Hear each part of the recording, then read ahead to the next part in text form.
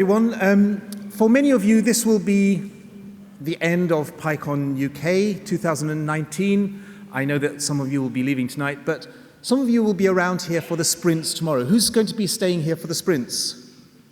Wow. Okay, that's wonderful. Who of you will be here for the first time? That's excellent. Who doesn't really know, who's thinking, what on earth is a sprint? Well, first of all, it's badly named because, especially in my case, it's a kind of waddle or toddle or wander. It's basically collaboration over code, over something that you and other people, or even on your own, you can do. We'll have an introduction for it tomorrow morning. Now, what I suggest is, of course, if you've already said you're coming, just be here. I think we will start at 7:30. Is that correct? Can you tell me? Not 7:30, 9:30. Yes. Yeah. Owen, will you check the time of the sprint starts? Tomorrow it's 9:30, I believe, but we'll confirm that. You can see how relaxed we are about sprinting. Even if you're not planning to stay for the sprints, please drop in and see what we're doing, because it might help you decide to come next year. Sprints start at 9:30, but if people want to hear you talk about toilets, that starts at 9. No, I'm not going to be talking about toilets anymore. Okay. And so we'll talk more about the sprints tomorrow. It's just code and collaboration. It's not even necessarily collaboration about code. It can be collaboration about other things. And now we have to say some final thank yous. And we could do this at great length, and we could give it justice, and it would go on for hours and hours. And that would be sincere but very tedious. And you have to balance it. You know, I like to think of myself as sinister but honest. And so we'll try and do it quickly, and if I sound like I'm rushing, it's not because I'm in a hurry to get through it, because I don't want to. Our sponsors, thank you so much. Would you please stand up if you're a representative of a sponsor here?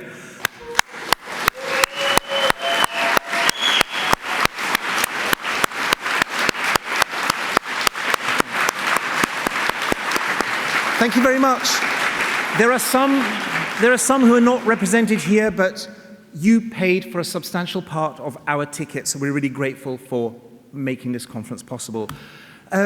Is anybody from Cardiff City Hall in the room right now? There they are. Please stand up. Thank you again so much.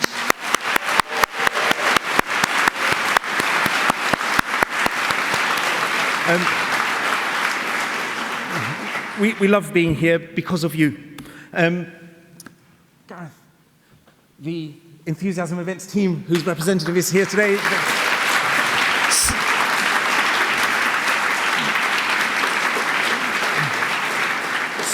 Sitting quietly in that corner and making the screens work. We've had Wendy and Laura and Hilary on their magic pianos in the corner, also working tirelessly all day long.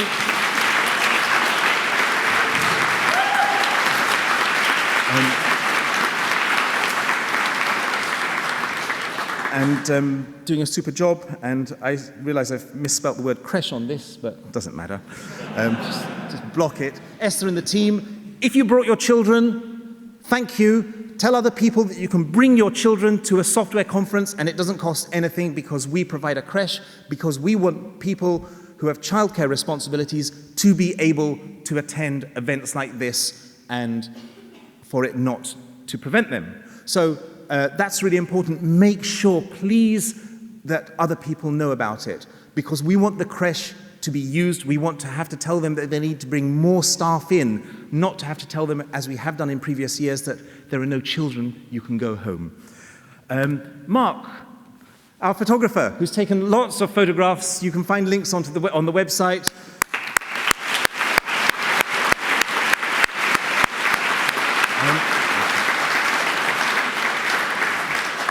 I think it's your third or fourth year with us. Third year. Great job. Everybody in the audience, because you've all contributed. It's been a lovely conference because of your presence. You can clap yourselves if you like. It seems a little bit unnecessary, but go ahead. Why not?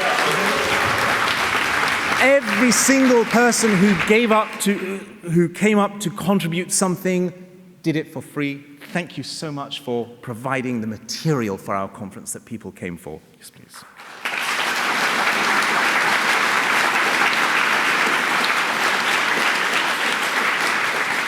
everyone who volunteered, if you sat behind a video camera, if you sat at the front desk, please stand up for a minute. We'll see how many people stand up. We'll see what a proportion of the audience actually stand up. People who lent a hand during the conference, it's a substantial number. That's how the conference works. Thank you.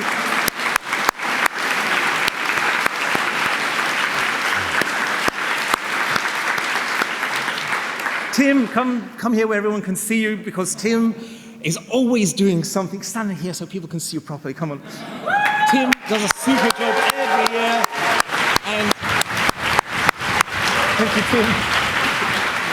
He does it with such a happy smile, and it's lovely to see Tim and all the video team working. So, and then finally, I'd like all the committee, please, to come on the stage. If your name is on here, please come up here so people can see you. Come on. Come on. We don't have time for... Now, unfortunately, some members of the team...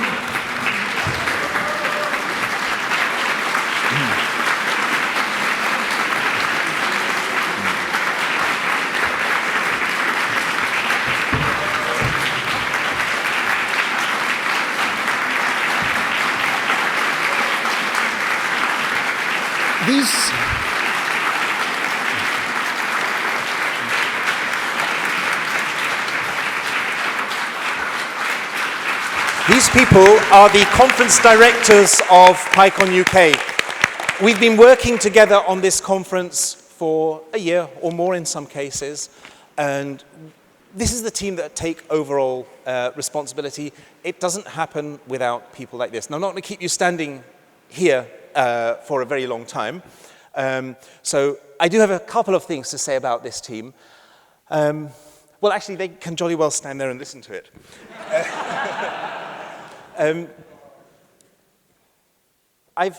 This is my last year as the conference director. And the people here and the others who have had to leave, or Peter and Christian and George, and I think Anne left early. They've been friends and colleagues and companions for a long time.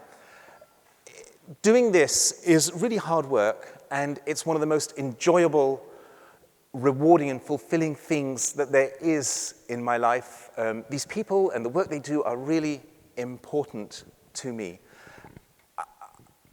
I would find it hard to put really into words what it means, what they do, what they've done, and I could mention what each of them do, but I've talked to them about it personally, and we'll do it that way instead. I want to say thank you so much. It's been absolutely a wonderful adventure. This has been my favorite PyCon UK ever, and it's because of you and the way we've worked together.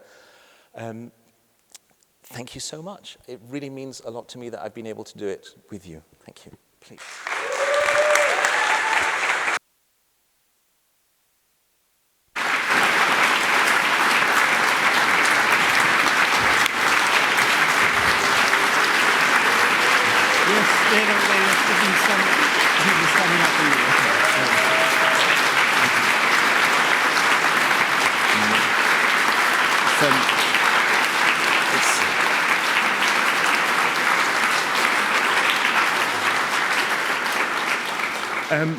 Taking over next year will be one of the team, Christian, whom many of you know already. I'll still be involved. I'm just not going to be the conference director, so it's somebody else's turn. It will be in good hands. Thank you to the team, and thank you for entrusting me and us with your PyCon, because that trust means a lot to us. Thank you. Now, let's go to the lightning talks themselves. Let's welcome Mark back on the stage. Mark. Thank you. So, Thomas. Excellent. Okay, so it's the last day of lightning talks. But we have an extra long session, so because Daniele was so quick, we are starting early, which means we can fit in some more talks. I have loads of tractor jokes.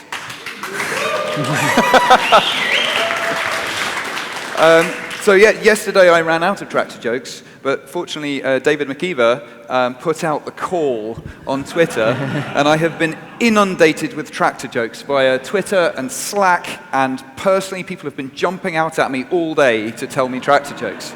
This is, I realize, a kind of punishment, but it's your punishment because I've written them all down, and I'm going to read them out in between the talks.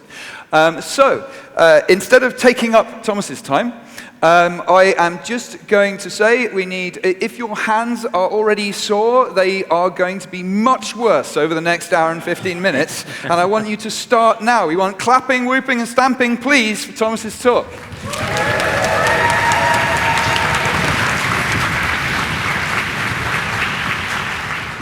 Thank you. So I'm going to start this talk by making a backup of the photos and documents on my laptop. It's about 12 gigabytes. I'm doing this on conference Wi-Fi.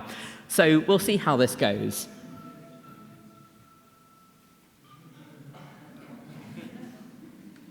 Yep, that's done.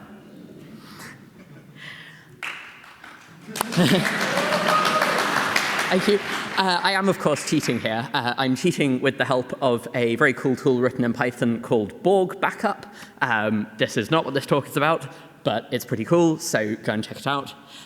What this talk is about is a concept called content addressable storage, which is kind of at the core of how Borg works and also of how things like Git work. So content addressable storage sounds like big, scary words. It's not. I'm going to explain it in the course of this lightning talk. So you may know about hash functions. A hash function is something that you put a whole load of data into, and you get a little bit of data out of. We call this the digest. And they have some crucial, really useful properties. Firstly, if you put the same data into the same hash function, you will always get the same digest, no matter what programming language you're using, no matter what computer you're running it on, no matter what time zone you're in, it's always the same digest. If you put in even very slightly different data, you get a completely different hash digest. And this means that if you have a good hash function, then it is almost impossible to find two different inputs that map to the same digest. Almost impossible because, logically there must be some. It has, a bigger data space for the input than for the output. But it's the sort of thing that, you could run all the computers in the world until the heat death of the universe and you still wouldn't find one. The crosses and ticks here indicate the ones with crosses have some kind of known weakness and are no longer recommended for hashing new data. So yeah, you may have heard of MD5 or the SHA family secure hash algorithms. So we have this hash function which can give us a signature of our data. So that means that we can go from a normal file system where the file names map directly to sort of a pointer to that data on disk, to a content addressable storage system where your file name maps to a hash of your data, a hash digest, which then in turn points to the data on the disk. So this seems like an extra layer of complexity. But the really crucial thing about this is that it means we can easily tell if the data has changed on disk, because whenever the data changes, you have a different content, you have a different hash. So that becomes a really cheap operation to tell if the data has changed, and equally, you know if the data hasn't changed, if you've still got the same data in that file. And this is the crucial property. We know what data we've got. We can avoid sending the same data twice, we can avoid storing the same data twice, and it gives us a great way to check that the data is still correct on disk. You can just read it, hash it, check it against the hash in the address. And this has a range of cool applications. I mentioned Borg and Git already. If you were in the Ferrier Hall for Richard's talk just now, then you would have seen about Hanger, which is, the tagline is Git for your data. That is also based on content addressable storing. Pip uses something like this for its cache of wheels that it's built, and it has uses for peer-to-peer sharing, things like IPFS, the Interplanetary File System. That was me. That was content addressable storage. Thank you. Thank you, Thomas. So, Mikhail? Have we got a Mikhail here? If you'd like to set up now. Sandy is going to be next. Thank you. We've had a good year this year, haven't we? I think we've had some great lightning talks. You're going to have to be louder because this room is only a third full, and I expect as much noise as we've had during the week. So you're just going to have to put some more effort in. Can we try that again? We've had a great week, haven't we? Thank you. So we've had 3 days so far. We have had 44, no, we will have had 44 by the end of the evening talks. We will have had 17 talks from new speakers, which is pretty awesome. Can we have a round of applause for the new speakers?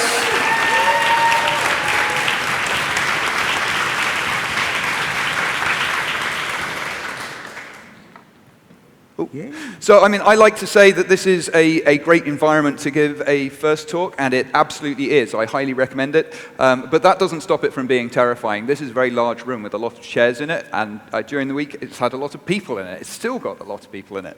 And I'm going to stop wittering now. So, Mikhail is going to give a talk called Little Annoyances. Quick round of applause, please.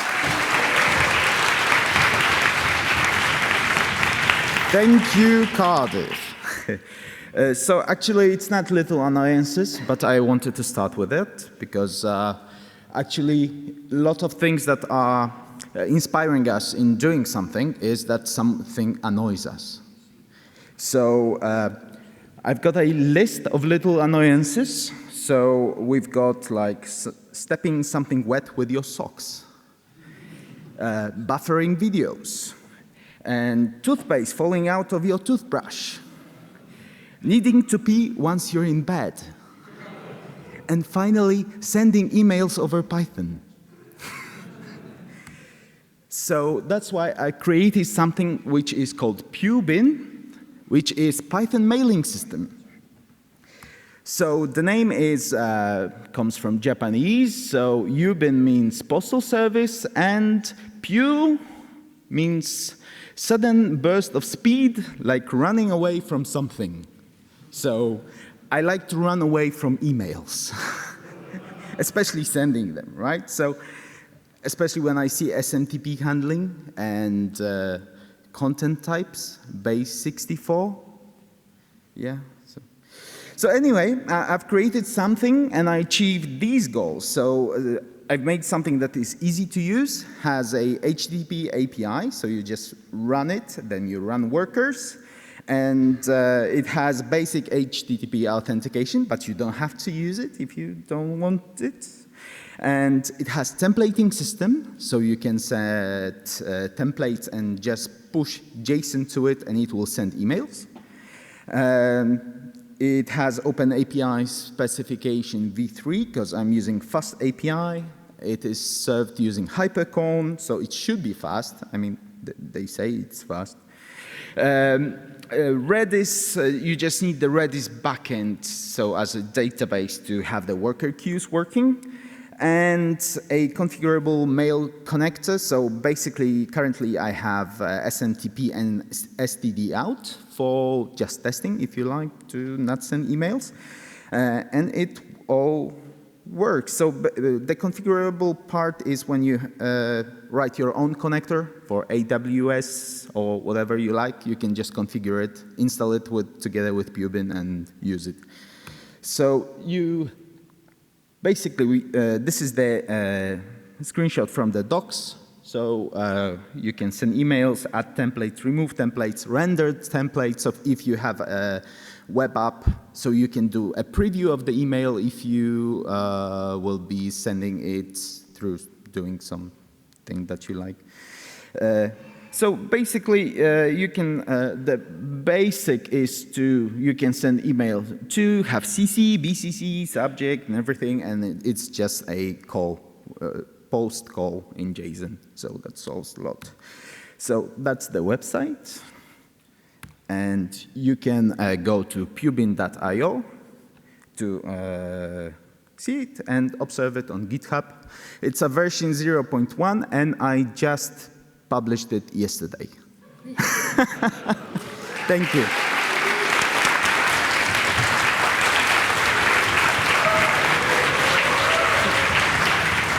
Thank you, Mikhail. There's going to be lots of audience interaction tonight because, honestly, ran out of material 2 days ago. So, who's learned something new this week? I hear there were talks going on. Yeah? Who didn't learn anything new this week?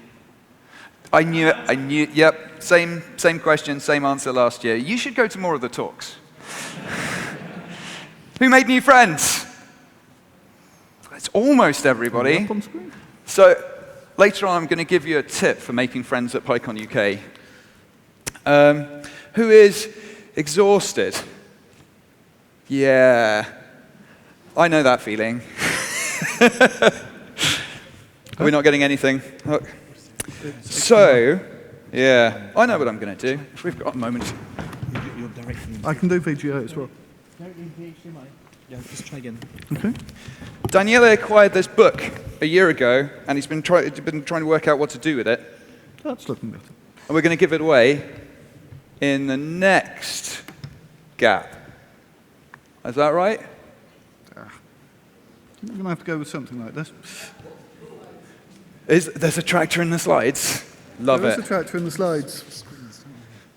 I can't. Yeah, not at the moment. No. So a joke from Daniel Pope. How many tractors does it take to change a light bulb? Do not, and I cannot stress this enough, attempt to use a tractor to change a light bulb. Can we have a round of applause for Daniel, please? And we're still doing the monitor settings. Okay, I'm going to do this now. I'm going to read from the back of this book. It's a very specific book. It's called Building Experiments in PyCon.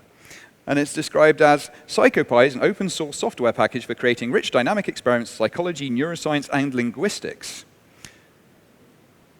Is that close enough? Yeah, I think, yeah. Okay, I will finish reading the back of this book in the next gap. But for now, we have Sandy, who is going to give a talk called Turn on SSL and Verify Your Certs, please. Yeah.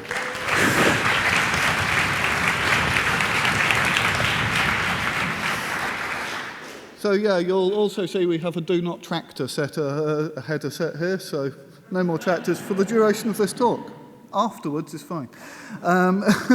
So yes, this is for if you're connecting to SSL, HTTP servers rather, if you're connecting to databases, whatever you're connecting to, if it supports SSL, please turn it on, verify your certs. There will be a live demo. For those who know, yes, I do mean TLS. Yes, I know the ones I'm referring to are not hackers, they're crackers, whatever you want to call them. I know verification of service is a baseline. Okay, if you know these things, you're probably already securing your communication, so it's fine. And as a final note, all the images in this are from publicdomainvectors.org, which is useful. So in this case, we've got communication between a web server and a database server. We have a nice person. Hackers always wear hoodies. They wear masks. They wear dark glasses. They can be found in dark rooms. This is how you identify a hacker. They're going to say to the network, hello, web server, I'm the DB server, I'm the web server. And then they'll be in the middle of the connection. They'll see what interesting is going on. Also balaclavas, code projected on faces. These are all signs of a hacker. But you need to be in the room with them to see them. So that's a problem. Anyway, doing this stuff does take lots of skill, or you can download one of the various packages listed there. So I've done this for you, so you don't need to download it, but do. It's fun. So what we're going to do, you can see we're connecting. I can show the code later. I won't now. This is Lightning, and that isn't. It's fairly short code. So you can see we're safe on HTTP, HTTPS, and HTTPS without verification. Now I'm going to run up the poisoning, and you can see for two of them it says we're not safe. Of course, we can read that here, but it might still say safe and just be reading everything. For the HTTPS, it does not say that because it's having an exception saying it can't verify the certificate. This is what we want. Yes, it's a denial of service, but your connection is not being silently interfered with. Okay. Anyone who wants more details on it or to see how it's done, I'm happy to show afterwards, but that's it. Thank you, Sandy.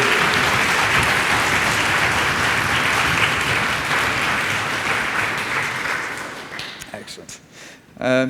So yes, I'm sure you're all just waiting for that talk to be over so I could finish reading the back of this book to you. Python is quickly becoming the programming language of choice in psychology, and one very useful toolbox for designing and implementing experiments is PyCon. So this is a book on PyCon. Anybody who is designing psychology or, I think, neuroscience experiments, and linguistics experiments, may find this book useful. Is there anybody in this room who would really like this book?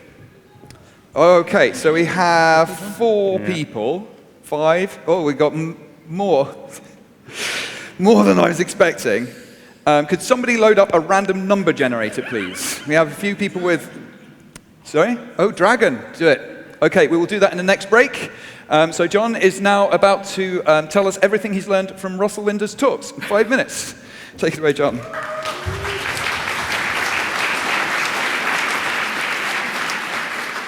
So, thank you very much. I've known Russell since the very first PyCon UK. His absence here today has been felt by, well, the whole week has been felt by everyone.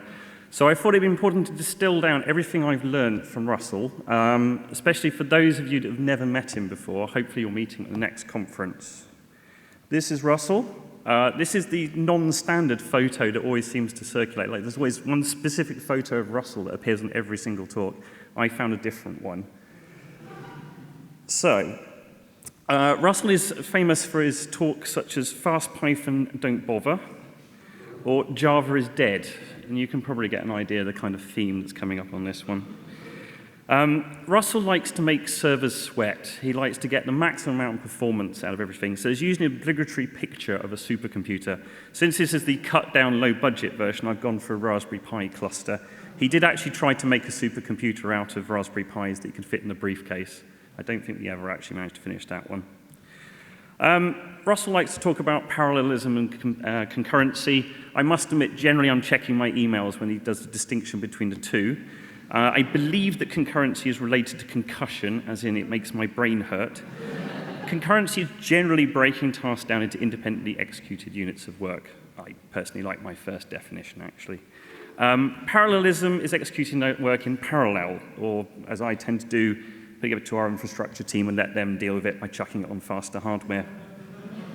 Russell is particularly keen at Python conferences to tell you that you shouldn't be using Python.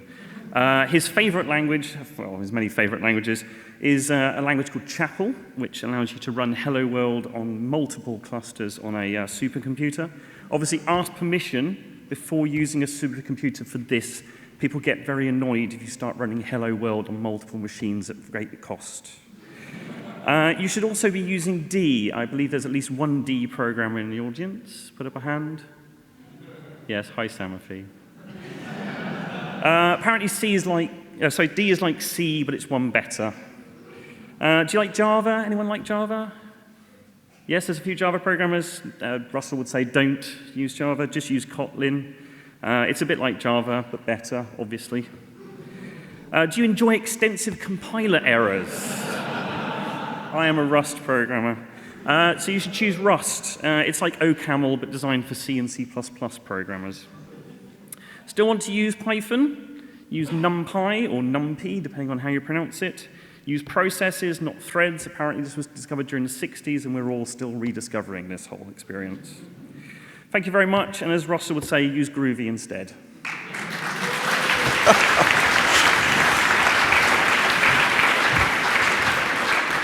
So before I get on with giving away this book, I have to say that one of Russell's talks was the first Python talk I ever went to see at EuroPython in Birmingham, like however many years ago that was. And specifically, I learned to use processes instead of threads. So it's like I've learned something from Russell as well. He's missed. I think Jill has loaded up Dragon on his laptop. Can I have a show of hands again? One hand each, please. 1, 2, 3, 4, 5. Just press the cool. And then 7. Yep, a quick 7. D7 loaded from Dragon. Oh, I have to press enter. Yeah. 6. So that was over 2 hands over here. And now nobody's putting their hand up. Could you put your hands up, please? Everybody who, well, you put your hand up, so you get the book. There you go. Congratulations. And now we have a talk called Songs from Last Night from Mariana. Marianne. Hi, I'm Mariana.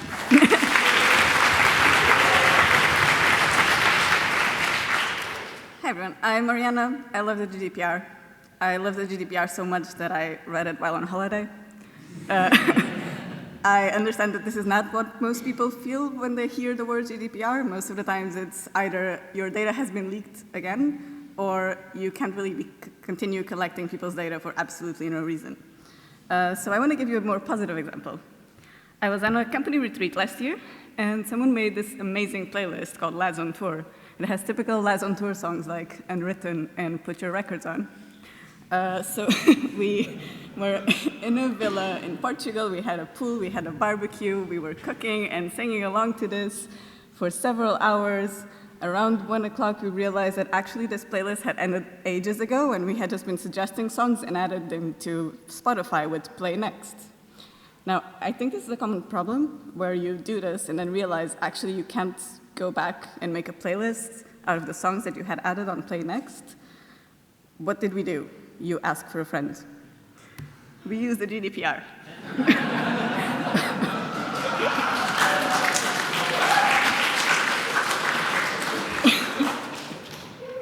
There's a generator for these things. I can send it to you if you want.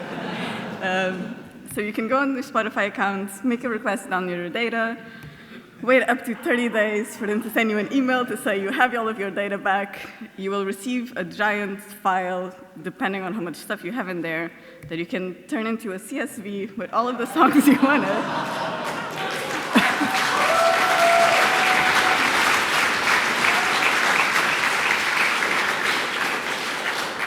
And then there's a silly amount of tools online that you can use to transform the CSV back onto a Spotify playlist. There is a link, you should listen to it. There is an improved version that we use because now we have a CSV, so what we did is it now plays Chariots of Fire every 5 songs. Yeah, so if you want to know more cool stuff that you can do for data privacy reasons, we've started a group called the Good Data Movement. We plan to have lots of resources in here of other projects, anything that you think is a good idea to do. If you want to add this as an app that people can use on their phones or whatever, please talk to us. Thank you. Thank you, Mariana. So Mikhail is next. Mikhail. Awesome. Yeah, I forgot what I was going to say. I've got some notes. I should put these on index cards, and then I can shuffle them. So yes, I was talking about making new friends at PyCon UK. So this was something I was going to say on the first day, but I didn't really have enough time, because there's plenty of stuff to say on the first day. So there is essentially a divide between the people who have been to PyCon UK before, and you have now all been to PyCon UK. And next year, when you come back, you will be one of the more experienced people. You will know some people when you walk into the conference. So it's much easier for you, because you don't have to stand on your own trying to work out how to meet new people. And it's easy after that to just get stuck in your groups of friends and just talk to them. And I am going to now introduce Mike, who's going to give us a talk about correlation and lying. Quick round of applause, please.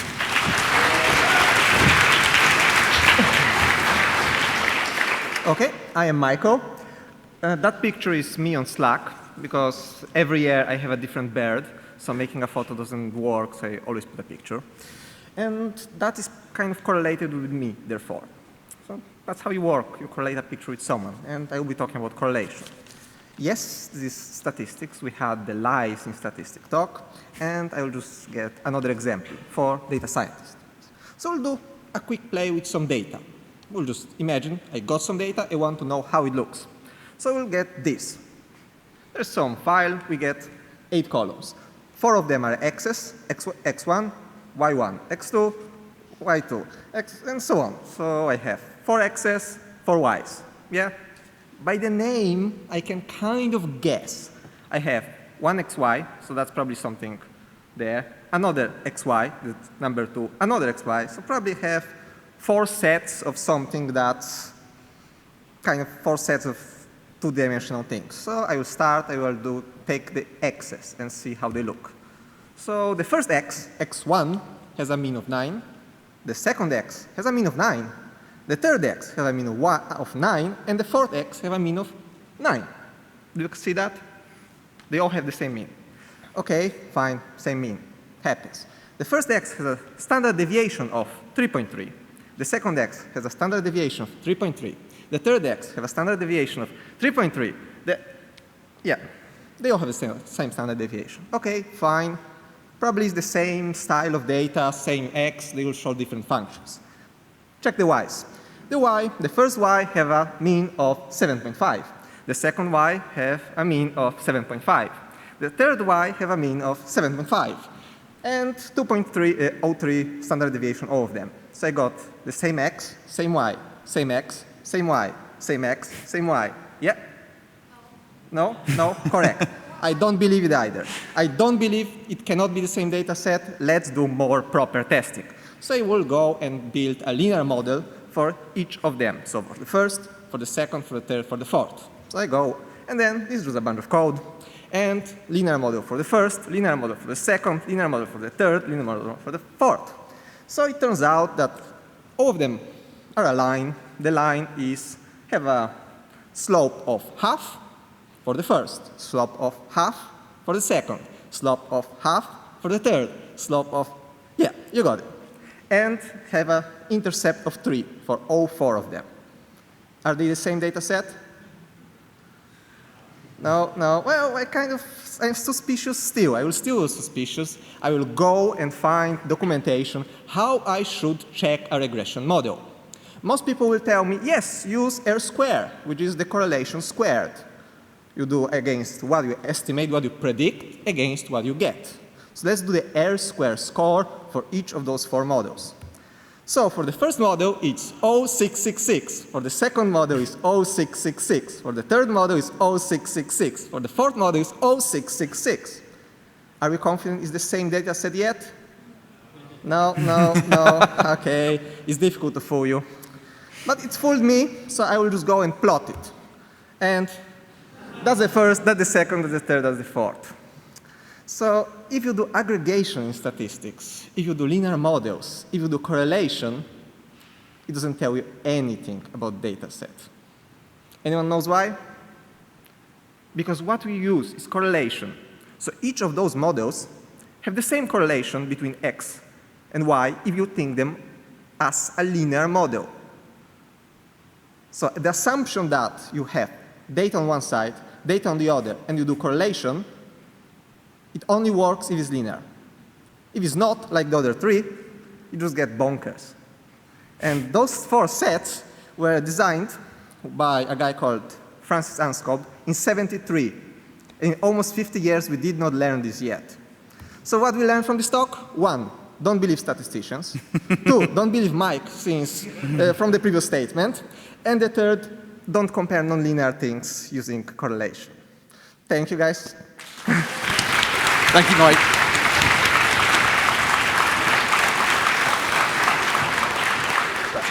Those were all stored in strings, right? Hmm? Those were all stored in strings. That's how we store numbers. We have Alex next. Alex? Excellent. We have movement. So yes, there is a divide. There will be new people next year who haven't been here before and don't know people. And while it is very easy to stand in your Pac-Man-shaped group, inviting other people to join you if they so wish, that's still kind of scary for them. So it's kind of up to you to meet new people. I thought for a moment it might be a tractor joke. So here we have Alex with turning the UK off and on again.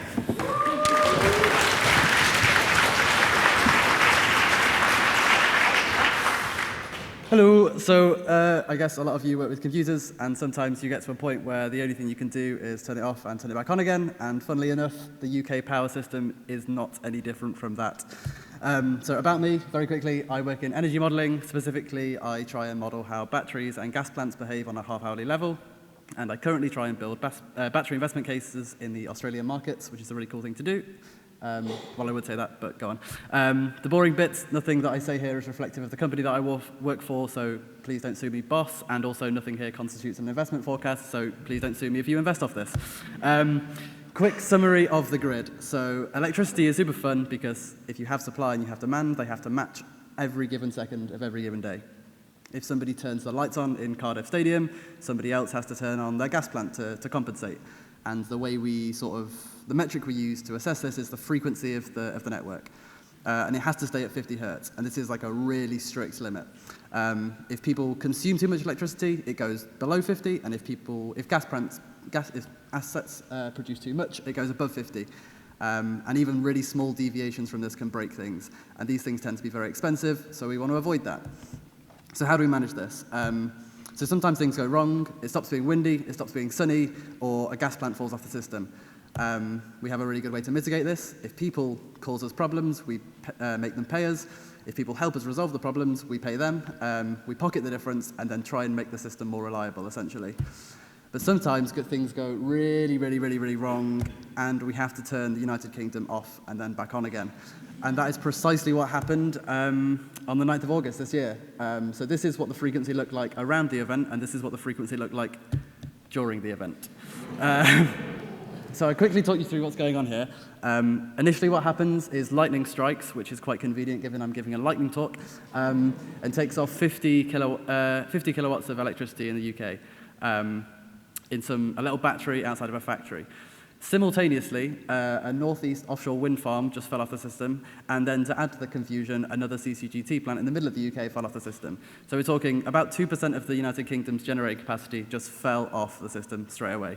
And the UK government, through the national grid, turned it off. And there were lots of Londoners who were more unhappy than they usually are as the tubes ground to a halt. And I'm here to tell you things are going to get worse. So there's a huge growth in solar and wind. That's really good because it's clean energy, but it's not very good because they're very unreliable. We've got a big nuclear project hopefully coming through in the UK called Hinkley Point C. Again, nuclear is great, but it's 3% of GB capacity, and that's going to be a huge point of failure for the system. And also coal is going away. Obviously, we all hate coal, but fundamentally, coal's really good at dealing with these issues because you need more power, you put more coal in, and it gets better, essentially. So how can we do things to make things better? We need better policy, we need more flexible technologies informed by this better policy, and we need customers, unfortunately, to pay a little bit more on their yearly gas bills and electricity bills. But I'm here at PyCon, so I want to tell you how we can make it better. So we need people who can deal with a large amount of data that is made very, very publicly available through mediums called the BMRS, which is the Balancing Market Records. Also, we need people to do good analysis on this data and inform good policy decisions. We need to write good models to inform investment decisions. And we need to write good models to optimize the new assets when they get built. And that is what I do on a day-to-day basis, and I think it's really fucking cool. And additionally, I do it in Python, which is why it's kind of cool to tell you about it, I guess. And I guess the last thing on here is that we need to educate and inform people about all these problems. And again, that is why I'm giving this talk. So I hope you found that interesting.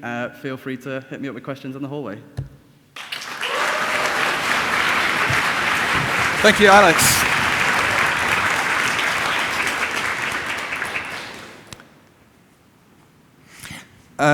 So we're about to have a pitch from some PyCon Turkey people. And in the meantime, I think I have just enough time to say, from now on, now that you have been here for at least 1 year, which was this year, at least, you now have to meet, when you are at PyCon UK, for every year you have been at PyCon UK, you must introduce yourself to one new person at every day of the conference. If you've been here for 1 year, if you've been here for 2 years, you need to introduce yourself to 2 people every day. So the more experience you have at the conference, the more you know what's going on, the more new people you need to meet. So this will be your challenge for next year, and I look forward to you all telling me how that works out. So now, if you would like to tell us all about PyCon Turkey, round of applause, please.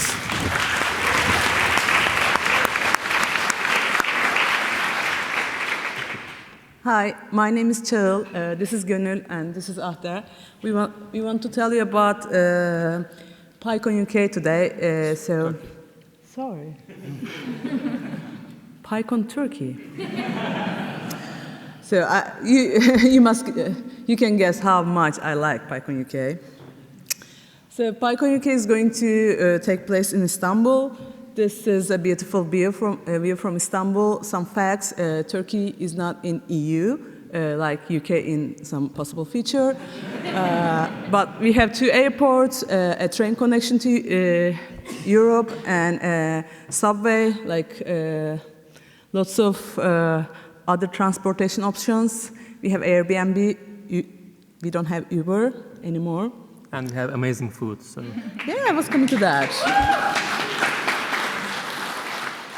So the PyCon UK is planned to be in April. We don't have a specific date yet, but we have a website, and you can register. You can subscribe to our newsletter to learn the exciting news, upcoming news. We're going to open the call for papers soon in next month or late next month. Talks will be in English, and most importantly, a personal invite from me to all of you. Like, as Daniela said, you make this event, and this is our invite to you.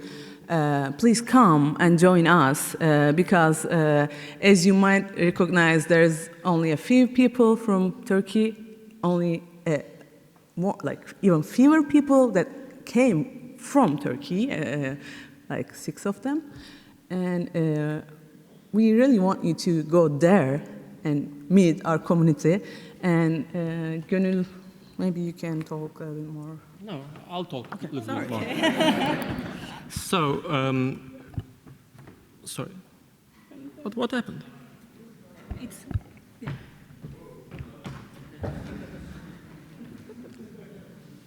So, sorry about that. For some reason, this changes. So, we'll have the conference in Istanbul, which is one of the biggest cities in Turkey. And we have...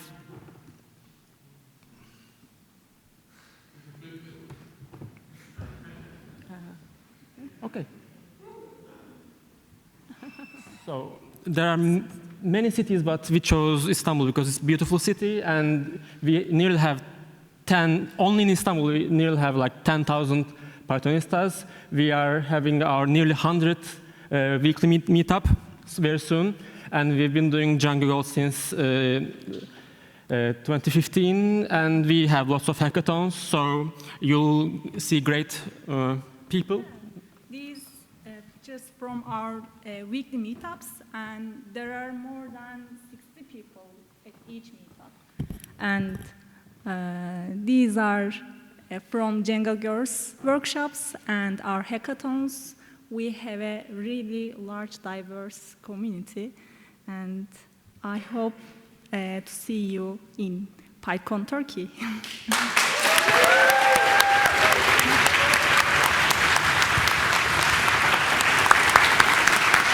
So, Daniela and Marlene are going to give a report on PyCon Africa this year, and I thought it might be nice if there was some dancing, given that that's been something that we've been missing.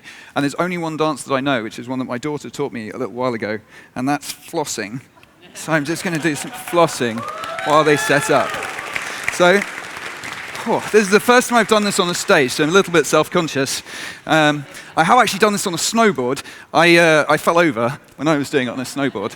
But it looks like you're ready, which, thank God. Okay, so can we have a quick round of applause for Danielle and Marlene? Hi, everyone. That's Marlene. This is Danielle. We were 2 of the organizers of PyCon Africa, so we want to give you a quick report. It was the first ever Pan-African PyCon, following PyCons in other countries in Africa. We had people from in Africa, all those places. A total of 27 different countries sent us visitors. And Marlene. We had people from all over. Majorly, the majority of people came from within the continent. So, like, these are a group that came from Uganda, which is in the eastern part of Africa, and it was a very, very diverse group of people. We had to deal with some interesting conference economics. As you can see, the pricing for a 5-day ticket for an individual cost $53 more or less, and included 3 meals on most days. So the economics of running a conference when those are your ticket prices are quite challenging. How do you make that work? Well, it remains a challenge. Right. We also had a lot of women participating at the conference. About 1/3 of our speakers and attendees were women, and we are still yet to get to the bottom of why the representation of women is more in Africa than in other places, but it is, which is great, which is fantastic. We also had a really great representation in terms of people who were at the conference who had disabilities. So we had, the person on the screen is actually called Adeyinka, and she's deaf, but she gave a fantastic talk about building with accessibility in mind, and so and we also had people with other disabilities, and that's something we were really happy about as well. Here's our international committee. I'm the token white guy. How about that? There were I think 9 white people at the conference, so it made for a very different kind of experience. It was really nice and a very interesting and important experience to have. We had travelers come from all over the world. Yes, we had, like Daniela said, there were 9 white people from some of the countries listed there. It's fine to be white as well. And it's great. But we had people coming from across the continent, like Rising in the photo there, and he came by bus. He traveled on a bus from over 16 hours on his birthday, actually, to come to the conference. So, we were very honored to have him come. Some of our best friends are white. Yes, that's true. We had sponsorship from all over the world, from large and small companies. Individuals provided us money, and organizations in the community. It was really important.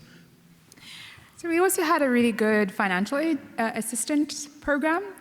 We had free accommodation for 58 people, and we gave 48 free tickets as well. There were numerous discounted tickets given to the community, to different developer groups that were based in Ghana. We also had the cost of travel covered for 16 people, 16 regional travelers from within Western Africa. And then we had, we actually paid for airfare for 12 people to come from other parts of the continent, and we paid for their tickets. And mostly we talked to each other over our computers. Over food. Food and drink, there was a lot of that. And about problems and ideas and code and plans and events and initiatives and all the kind of Python topics that you can imagine. We also were excited that there were so many connections that were made from people across the world. So we had people like Felipe, who is there, and he's from Brazil and representing the Afro-Python community.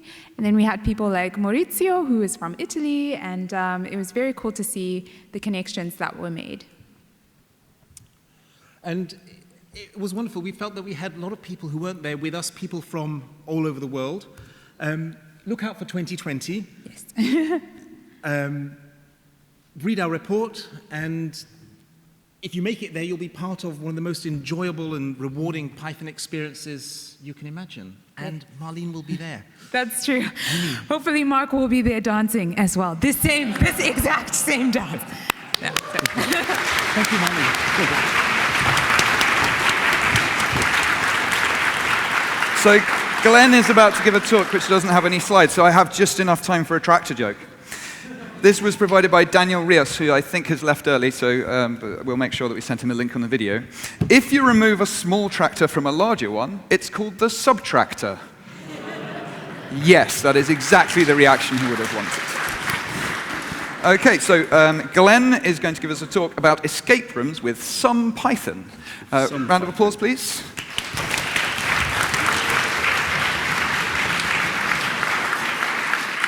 Hello, I'm Glenn. Some of you know me as a regular attendee and sometime video volunteer. I currently work for an IT company that sometimes makes equipment for escape rooms. So, for example, we have an escape room. There's a clock in there. We've replaced the insides of the clock with a stepper motor driven by a microcontroller, so it denotes the time you've got left in the escape room, and that's all wired back to a central controller. Now, this is the story that I wanted to tell was how I solved a particular problem that wouldn't necessarily be the best way of solving it if you stepped back and looked at the whole thing. So the task I was given was to have an RFID reader plugged into the Raspberry Pi, and when an RFID tag is scanned on the RFID reader, it plays a video through the Pi. Absolutely fine, though slight finicky bit, this particular RFID reader presented to the Raspberry Pi as a keyboard. So it typed in the tag ID and then hit return. So if it was in a spreadsheet, you'd fill the spreadsheet, but that's not what we were using it for. Normally, when I've done stuff like this before, I wouldn't be driving the normal display. I'd be doing a LED matrix board. So I would use something like cursors to boot to the command line, take control of the keyboard input, and handle it that way. Right, so how was I going to deal with this? Well, I know, kiosk mode, boot into Chromium, black screen, got a text field with a submit button on this black screen, on the black background. So it's a black text on black background with a black border and a black button, so it's completely invisible. It's got a bit of JavaScript in it, so it takes the focus when you load it. So you go beep, submit, JavaScript happens, and it plays full screen video in the browser. However, you've heard this story. In Chromium, on the version of the Pi and version of Chromium that I was using, you don't get hardware-accelerated video in the browser. So it was working, and you could play it, and everything's fine, except that so it was annoying enough for me to know that I wouldn't be able to use it. However, MPlayer, included with Raspbian, does have hardware-accelerated decoding, but you can't touch that from the browser. Well, you can if you've got a backend.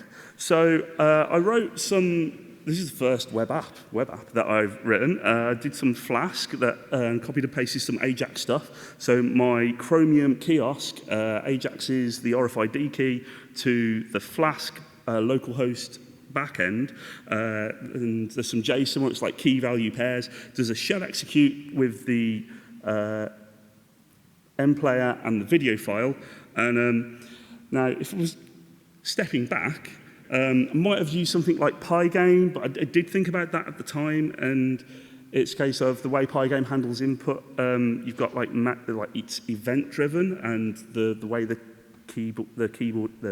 reader appears to Pygame would be a faff. And I'd already written the front bit, and it's a case of, oh, how hard could it be? And it wasn't difficult, but I did it. So that's the story of how I got a video player to work on a Pi and accidentally ended up making a web application.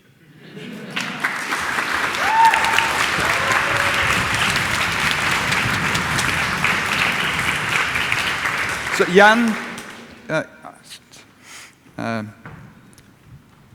so yes, I mean, obviously this is the last lightning talk session, so it's too late to submit a lightning talk.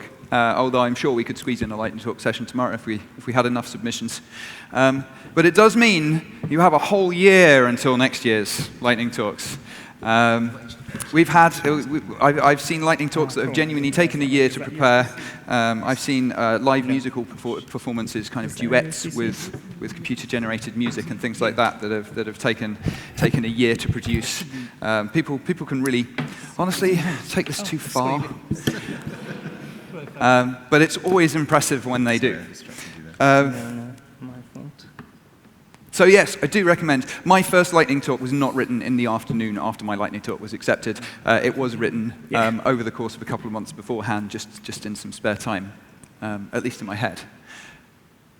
This looks like you're about to get going. No, don't apologize.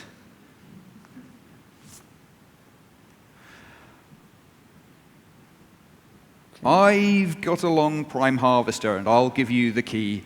I've got 40-bit encryption, and you've got 43. That was from Danny, who is Orion Robots Online. Can we have a thank you? Please excuse the singing. I feel it distracted from it. And now, Jan is going to talk about collaborating with your model in Python. A quick round of applause, please.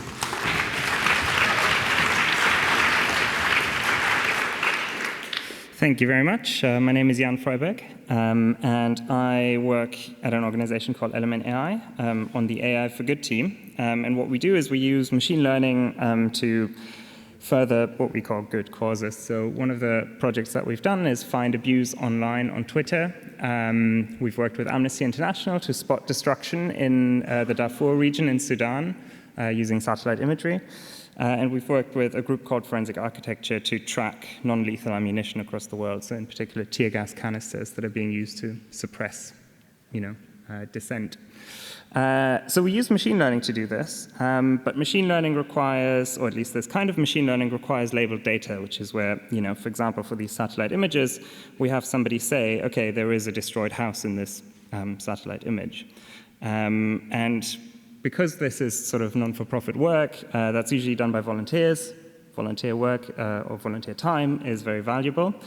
And so ideally, you want to make it as easy as possible to do this labeling. And basically what labeling means is people sitting in front of a computer screen and pressing a bunch of buttons in response to these images. And I have written a library for Python that does this for you, or gives you the interface to do this in Jupyter Notebooks, which is a tool a lot of sort of machine learning practitioners like. And I'm going to just demonstrate this using some standard handwritten images, which you might have seen, that are used in machine learning a lot. And this all works just in a Jupyter Notebook using the NumPy widgets framework. And it's all just done with Python code, and I can immediately start labeling data. And because this is all Python objects, I can access the labels that I've just created just as an attribute on this Python object. So that's all well and good, but that still doesn't actually help us accelerate this process of creating these labels. But we can do that with a process called active learning, which is something where basically you are working in collaboration with whatever machine learning model you're trying to build. So people label some data. You can then start training your model on whatever labels they've created. You can then start making predictions on the data that's still remaining. And you can use those predictions in order to start figuring out which points you still need to label in order to improve your model the most. And again, that's something that people do in Python a lot, right? They train machine learning models and make predictions. And so the most common types of machine learning models plug into this system that uses NumPy widgets. And I've now got a button here that says train my model. So I can start creating these labels. And once I've created some, I can retrain my machine learning model, and it will start prioritizing the data based on images that it hasn't seen before, or in particular images that are most likely to improve the model. That's quite nice, but that is just in a Jupyter Notebook, and it's quite annoying, to have to send people this notebook or point them to where it's running, and then they have to execute the code cells in order to get to this point. And because you likely want to distribute this work, because you've got a bunch of volunteers doing this stuff, this also plugs in, or can use a database as a backend where you can manage the sort of data on a server, and people just interface with it from their laptops through the browser, and you can just use the distributed submodule. And then in addition, for the people, especially the volunteers who do this labeling for us, they're often not technical and might not know how to run a Jupyter Notebook, and there are some new frameworks that allow you to display this in a browser anyways. So you give it a Jupyter notebook, and then it creates a website for you where people, once matplotlib has figured out its bugs, can start labeling data anyways. So yeah, that's kind of my pitch, and that's it from me.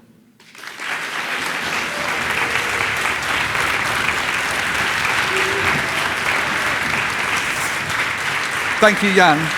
So while Dominic sets up, Emma, you're going to be next. Yes. We've got some truly wonderful stuff lined up. It gets slightly more crazy as the evening goes on, which I think is probably the best way to do this sort of thing. So I've had a wonderful experience this year, having made myself a little bit vulnerable by saying, please come and pitch your talk to me. People have been diving at me. In fact, from about 2 minutes after I asked that, somebody dived in front of me and said, I've got a beard. And then I had to work out what the context of that was. So Dominic is going to talk about the climate crisis and some things we can do about it. Round of applause, please. Hello. I'm a little bit nervous because most of the time I talk about technical things, and this is nothing like that. There's nothing technical in it at all. It's entirely my own opinion. It doesn't represent anything about the company, the organization I work for, all of that stuff, and I'm not advocating you do anything illegal. Right, so what I'm not going to do, I'm not going to talk to you about anything to do with Python or anything technical at all. I'm not going to try and convince you that climate change is real or man-made or something you should care about. A quick show of hands, who broadly agrees with those sort of three things? Okay, good, I'm talking to the right people. Okay. Right, so if you Google climate change and what can I do about it, you get some articles like this, 7 instant ways to reduce your carbon footprint. And they give you great advice, like take a canvas bag to the supermarket and turn the lights off when you leave the room. And those are great things. No, they're a bit rubbish. Obviously, there are some great things you could do. You could stop flying. You could eat less meat and less dairy. And those are really good things you should do. But you all know that, right? Everyone knows that. What climate change really needs is it needs proper system change, not individual change, right? Thank you. So this is a great example of that. So in 2015, England put a 5p charge on bags, right? Now, everyone said before 2015, take your canvas bags to the supermarket, and still people were not. The minute the 5p charge went on, suddenly everyone started taking their canvas bags to the supermarket. This is great. And actually, people were quite happy about it. After this happened, they asked people, and people were broadly supportive of the idea. In fact, they got more supportive after it happened. So how can we implement system change? That brings me on to this woman, the young girl. I think hopefully most of you know who this person is. So this is Greta Thunberg. I've probably destroyed her name. She decided one day to walk out of her classroom because nobody was doing anything about climate change. And she started a worldwide movement of lots of kids walking out of their classroom because no one was doing anything about climate change. So this is great, but what can we do here to help with that? Well, this coming week, there is a global climate strike. So on Friday, there's a strike happening. Maybe some of you are aware. Hopefully, more of you are aware now. It's supported by quite a lot of the major unions in the UK. There's something happening in pretty much every major city in the UK. Please go along if you can. Some organisations are actually giving people time off to do it. I'm taking a longer lunch break and doing it. So even if it's just take some time out of lunch and go and have a look. If you want to do even more, there's Extinction Rebellion. The reason I wanted to talk about Extinction Rebellion is it actually reminds me a lot of PyCon and about the Python community. It's full of people that are very welcoming, it's very diverse, everyone just really cares a lot about the subject. It's a great organisation, I think. And you might remember they did a lot of actions down in April. They are doing some more actions in October. So there's the International Rebellion next month, happening in London. It's very similar to the one in April, except this time there's 50% more people. There should be 15,000 people they're expecting. I would really recommend going along and just seeing it. I wouldn't have given this talk if I didn't do that in April. I wasn't unsure about going. I went along and just said hello to people, and I didn't get arrested or anything like that, but it was just nice to see a lot of people that cared. Yeah, if you're interested, send me an email or on the Slack channel. Thank you. Thank you, Dominic. That's exactly the kind of talk we like. Stand up and tell people what you care about. So Emma is next with some friends, I believe. This is where it starts to get nuts, I think. I haven't actually seen this, but it was certainly pitched to me as something quite exciting. Gloves, okay. Excellent. Yeah. So we did something with Python on hardware. Shall I just hand over to you now? That's going to be a that is.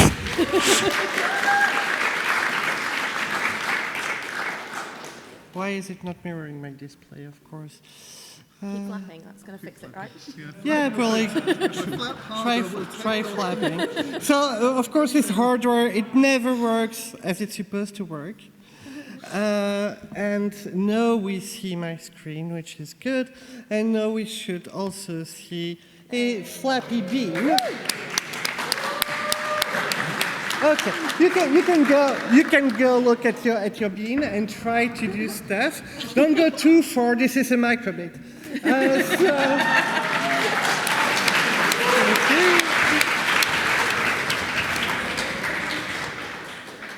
So with this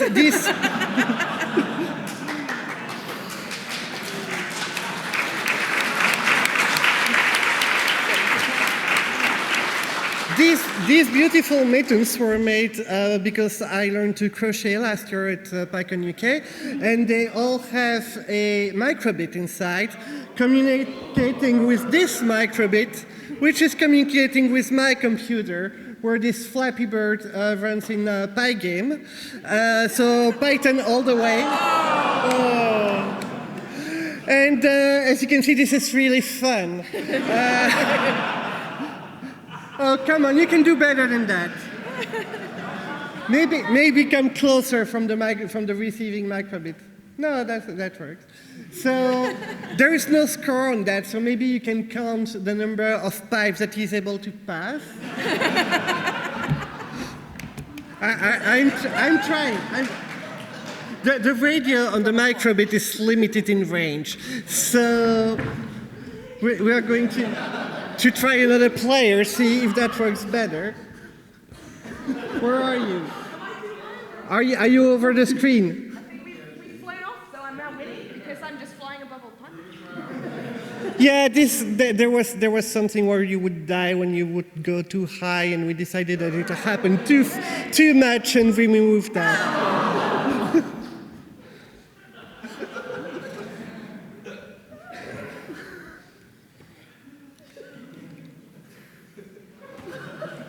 Okay. So you've seen kids play with microbits. It was not that fun. Now you see adults doing it. It's way more fun to watch. Oh. No! Okay, so unless you want to do a dual thing. Yeah, and then you're up again. Yeah, they're better when they only have one wing each. I was expecting heckling from the audience. Not the same. Ooh. Ooh. Oh, yes. Oh. Okay, yes, we can hear.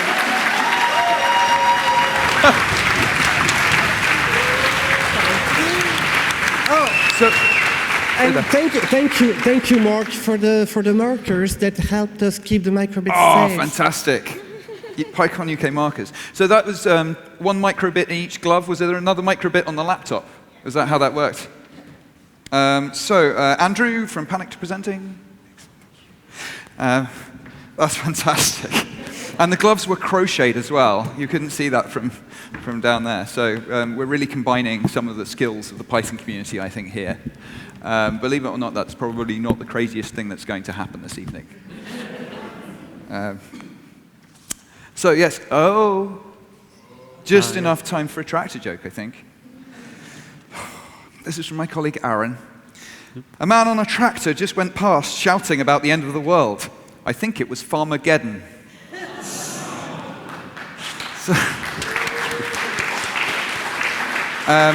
So now we have Andrew, who is going to give a talk called From Panic to Presenting. Round of applause, please. Hang on. Oh, it's okay, it's working. I just need to move this over here.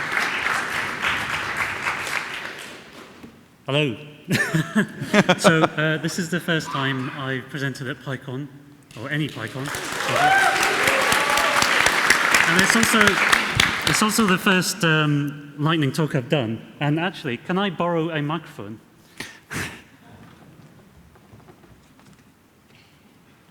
Thank you. Hello, can you hear me? Sorry, I've always wanted to do that. I just need a cat and a throne to sit on and, you know, stroke. Anyway, so yeah, my name's Andrew Bennett, not to be confused with Gordon Bennett, who is my dad. And everyone blames everything on him. So if you're not British, you won't have a clue what I'm talking about. So I'll just carry on.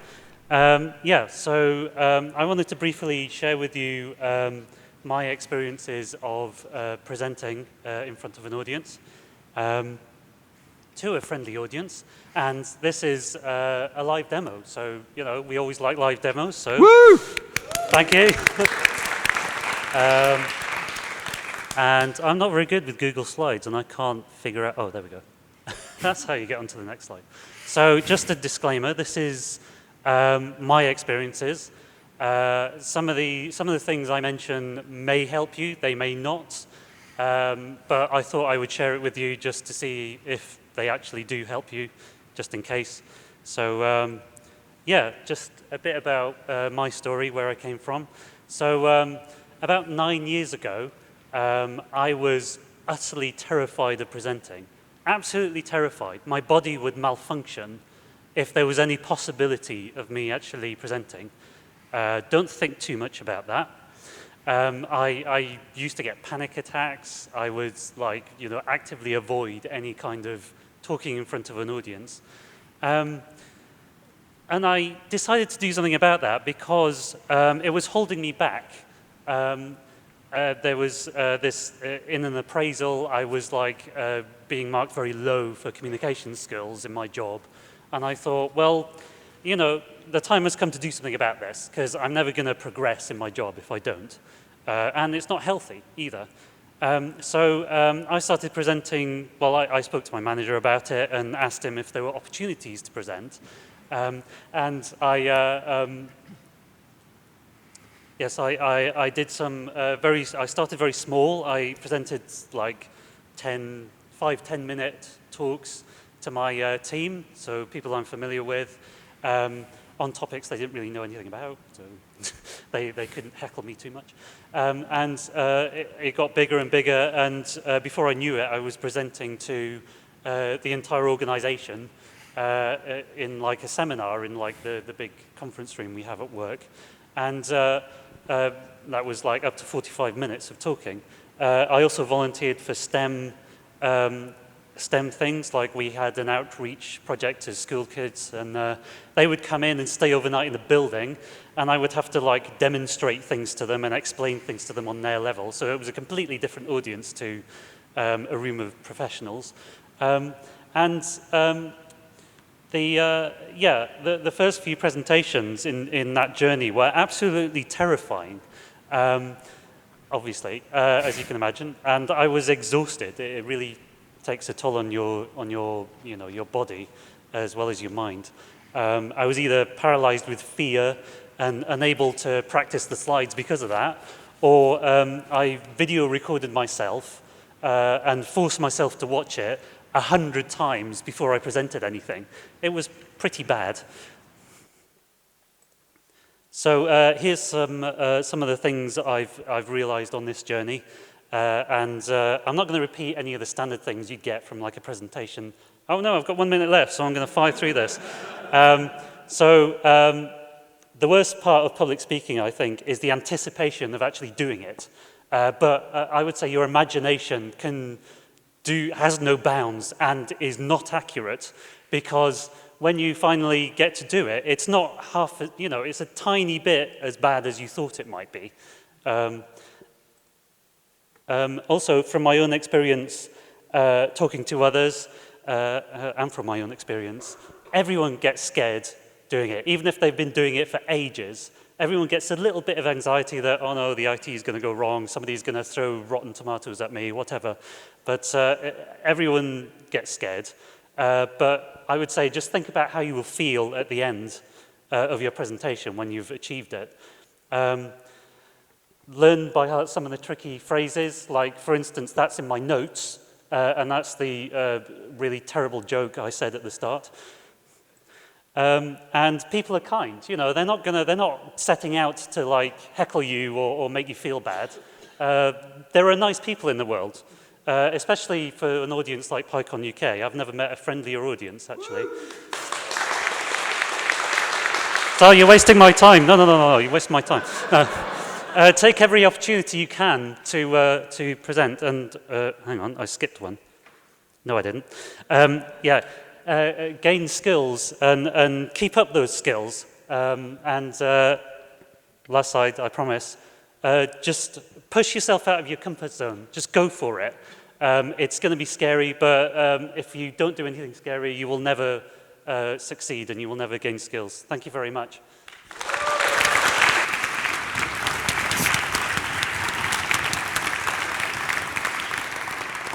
Now we have David. It's so good to hear a speaker talking about that, and everything he said was true, not just about his own history, which I'm sure he wasn't lying about, but I have a very similar background as well, and I don't know what it looks like from down in the audience, but I was not a confident speaker. I think I can probably describe myself as a confident speaker now, but I went through the same process of having to force myself to get on stage. Everybody is afraid. If you're afraid, I mean, that's a completely natural response. Do it anyway. Or drag all of them across.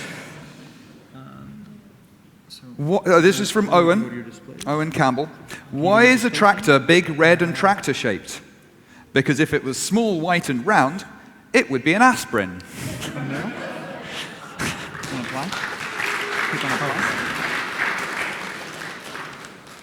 Okay, I have one more.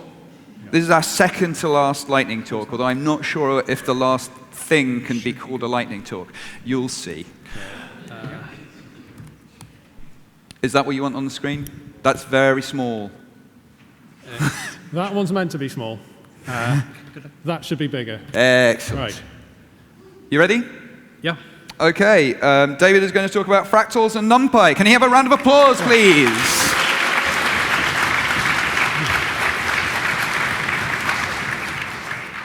Hello.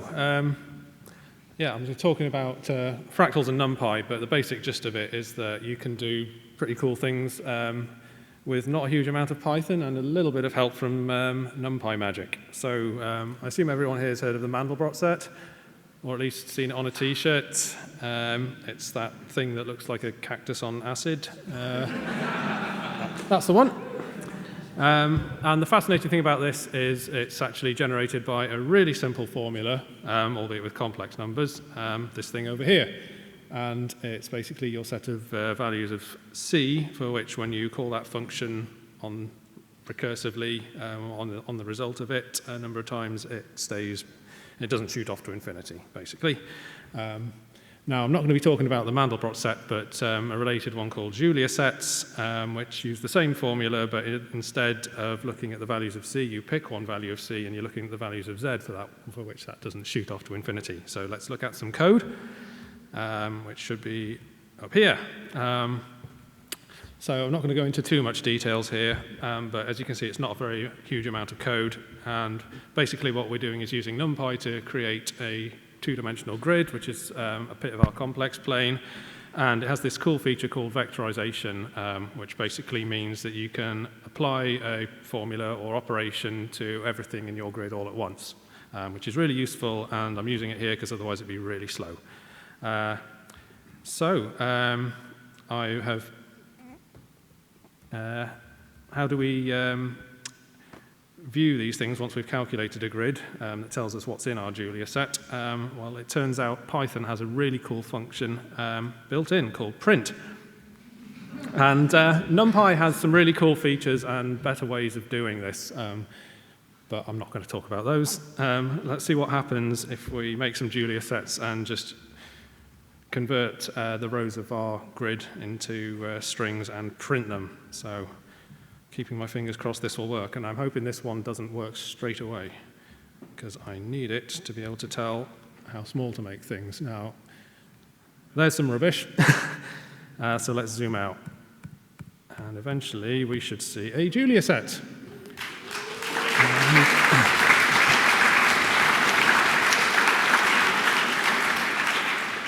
Let's look at some more. That one's prettier. And a few more, and eventually, oh, that's a nice swirly one. We'll get to one. So the next few are what happens if you just adjust the value of the C constant very slightly in one direction. You get these, which eventually become a bit chaotic, which is really fascinating. We can also change the resolution. This will be slow, so there's only a few of these, and I need to zoom out again. There's one in high resolution, and there should be a few more. And that's the swirly one again, and we've stopped with those, so I need to zoom back in. And finally, my colleague Dave over there, with his catchphrase, "Wouldn't it be cool if," made me a suggestion following that the other day, which resulted in this.